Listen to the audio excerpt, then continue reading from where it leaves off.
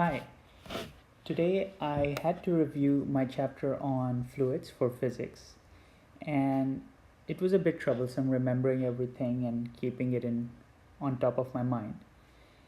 And luckily, I was able to put it all together in a way that I don't even require a cheat sheet anymore, and really reviewing at any time becomes easily possible by remembering just the bare bones structures. So I wanted to share that with everyone and really myself so that I can remember it. So let's start with the basics of physics. The very basics of physics, before even fluids come into play, is that force is equal to mass times acceleration. And force of gravity, from that, you can say, actually, let me draw it a little better. So from that, we can say, hey, force of gravity, not just any force, equals mass times g, which is the gravitational constant, 9.81 meters per second squared. What else do we know? We can take some other things for granted. Density, right? I'm going to write usually people write density like this, like that, but you know what? That confuses me. So I'm just going to write density with a D. Density, right? D for density. Now density I feel is really nice because it's not something that you went out and you found out about gravity or something magical. We just defined it. We just said, hey, the amount of mass over a given volume or the amount of mass in a given volume is density. So if I have two atoms in 3-meter cubes, then that's my density, and that's how we choose to define it. So it's not some magical thing, it's just we made it up. Density equals mass over volume. Very simple. Another simple one is pressure. Pressure, well, the simplest way is force over an area. Take your palm, push it down on a table or push it against a wall, right? You're putting pressure on a wall or on a table.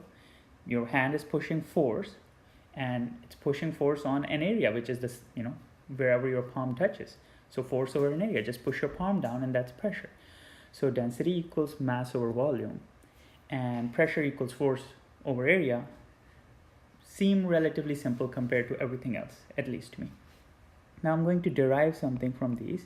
So now let's say I'm going into an exam and I don't remember all my formulas. Maybe I sit down for the first 2 minutes and I just tell myself, what do I know? What are just the basics of life? And these 4 things would come up.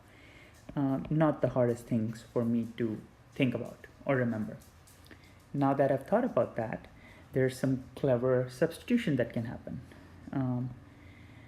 Density times volume is equal to mass. That's just moving this equation around, right? Similarly, pressure times area is equal to force. Just move the variables around in the equation, right? Put that here and I put this one here. Nothing huge going on here. Okay, I can do that. Now let's try some substitutions. I'll take this. I'll take what I've learned from here and I'll take what I've learned from there and I'll combine it. Well, force of gravity is equal to, I'll substitute for mass, right? So for m, I will now substitute dV, density times volume, and I'll still leave g alone. Okay, hey, cool, I got a new equation and I didn't have to run experiments or anything, which, of course everybody should run experiments to validate if this is true or false. But hey, we got off easy. Moving on, what else fun things can we do? Well, we can get a little creative. If we take this and we take this, force is equal to pressure over an area, right? So well, let's take that also. Why leave that on the table? Let's put those together, and this time it gets substituted for force. Pressure times area equals density times volume times gravity. Hey, wow, I mean, we're making physics, we're making new formulas, and I mean, this is what they teach us anyway, right? Easy. And let's think of one more thing that we know. We know volume is equal to area times height, right? So I'm just gonna call it, you can call it height, or usually we talk about the y direction. So let me write it. So I'm going to write volume is equal to area times height, right? And height is the same as a y, change in y, you go from 0 meters to 10 meters high, so that's the same thing. There's nothing clever about these equations. And I'm going to say, hey, I want to put that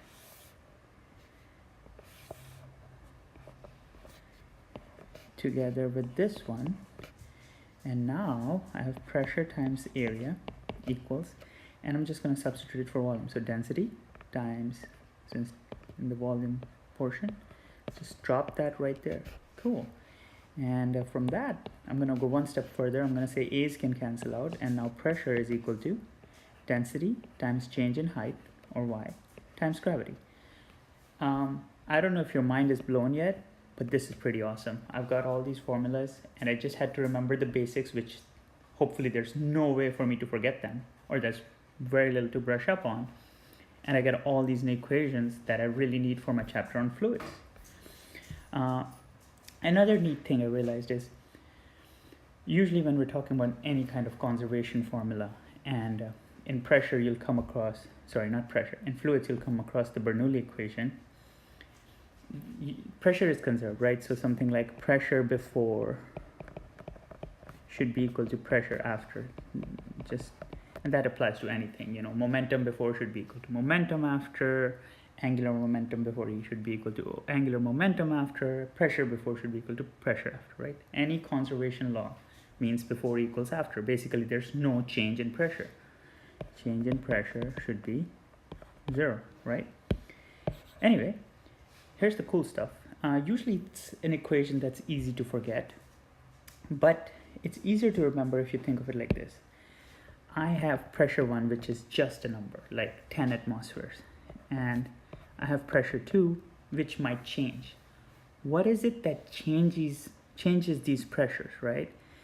I like to think of it like this. There's some pressure that the kinetic, it's affected by the movement of particles. And don't quote me on this. This is just the way I like to think about it. I don't think this is solid physics. This is just, so there's some pressure that is kinetic, and there's some pressure that has a little bit of potential, factor to it. I mean, it still has to be pressure, right? P1 plus pressure plus pressure per pressure is the only thing that can equal pressure, right? You can't just change up units to energy, but I'm saying there's a adjective, there's a factor here, and that's going to make sense in a second. So similarly, there's a P2, something with a kinetic factor to it, and the pressure on the other side. It's still pressure, but it has a little bit of potential factor to it. So what is that? Let's look at this last formula that we derived. Most of the times when energy is stored, potential energy is stored, it has to do with height, change in height. So if you look at this right here, I like to think that gravity is constant and density of any fluid or metal or element is constant, doesn't change. And similarly, but you can't change the height, right? You can take something with density A and gravity, whatever, of our planet, and put it at different heights. So this seems like a potential factor, right? It has that quality of potential energy or stored energy. That's just how I like to think about it.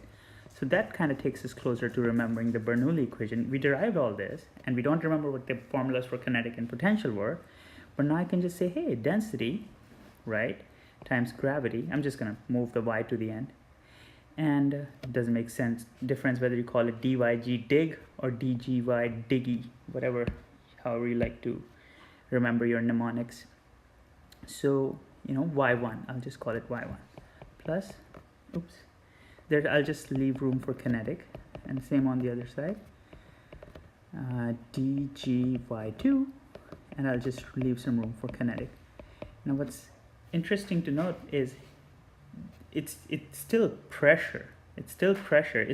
Otherwise you couldn't add pressure to force, right? You have to add pressure to pressure. It's just that it's pressure with a tinge of potential to it. I'm not saying potential energy, I'm just saying potential. Something is stored because of height.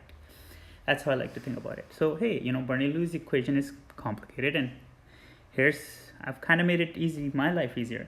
Now this is where the derivations end because I'm not all that smart, and memorization begins. One of the things I've memorized is pressure with a tinge of kinetic looks like this: density, 1/2 density times velocity. This is not volume, it's little v, velocity squared. And that's why I'm putting an arrow, vector arrow on it, so you don't get confused between volume and velocity because they're both v's. 1/2 density times velocity squared.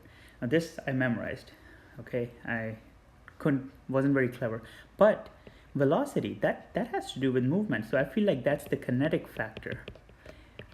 That's like saying, if I want pressure to somehow relate to kinetic energy, not energy, kinetics of things, movements of particles, then 1/2 dv squared has that flavor of kinetic.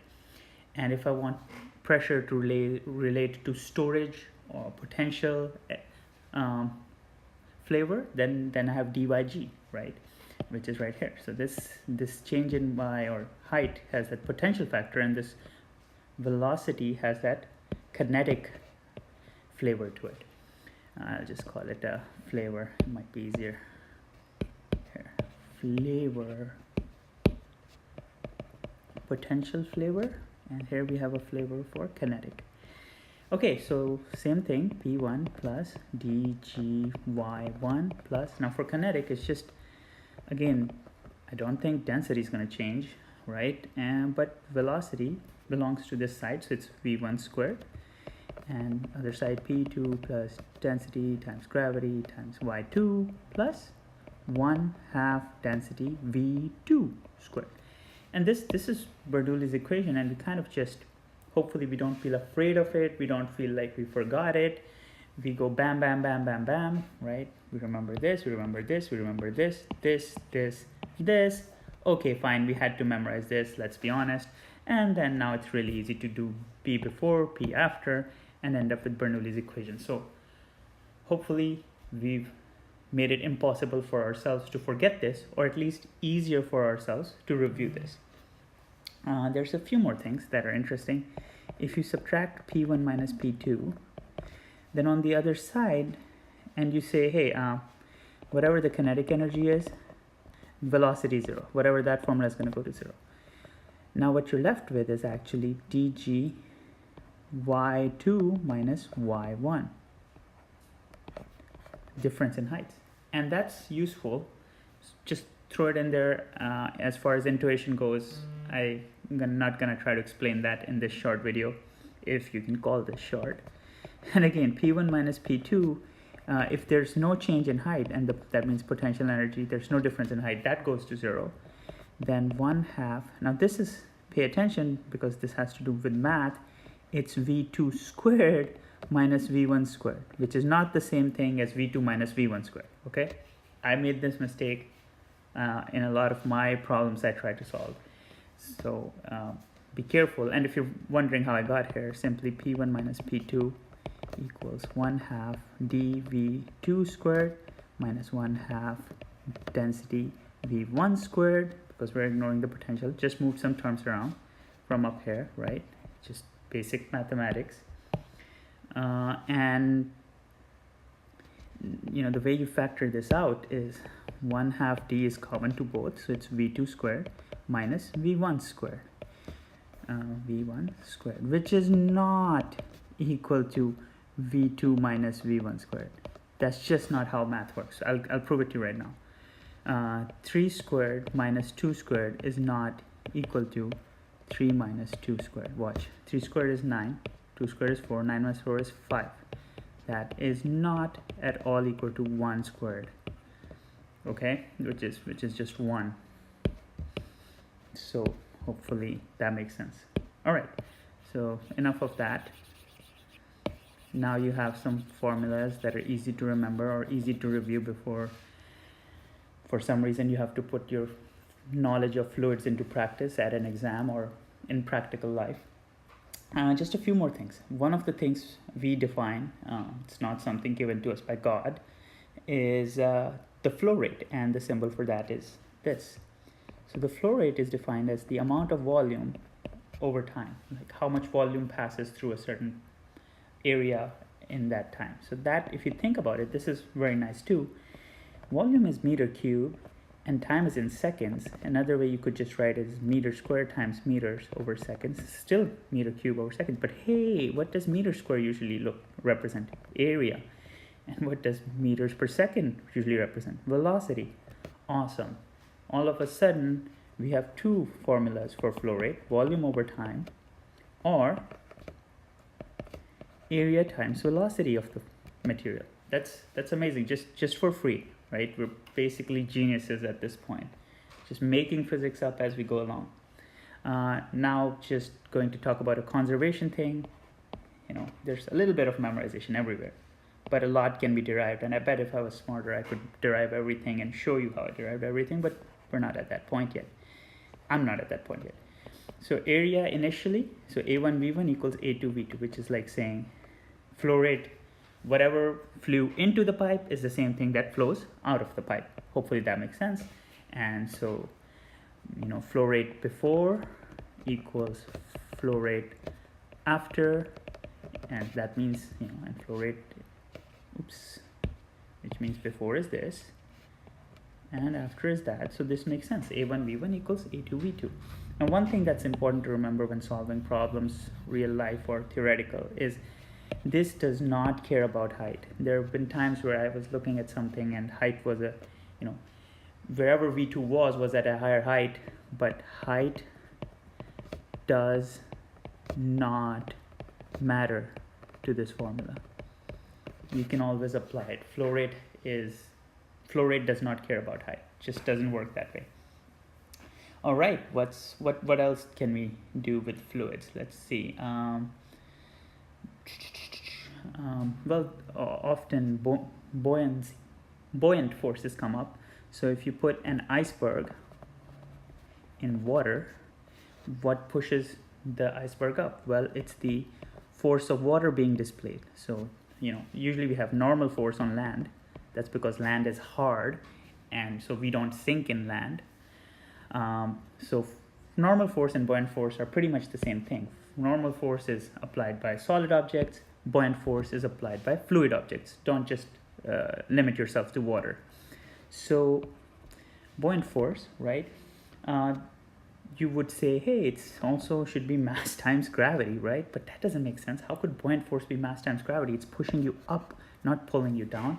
Well, it's the mass of the displaced liquid. Because you moved water out of the way, that water's mad at you and it's saying, well, how dare you push me out of the way? I'll push you right back up.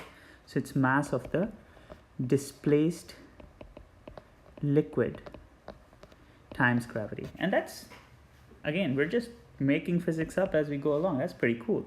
And we know mass, if we go up, we know mass is density times volume. So density of your fluid, right, times volume of your displaced fluid. Your density doesn't change whether your fluid is displaced or not. Your density is your density.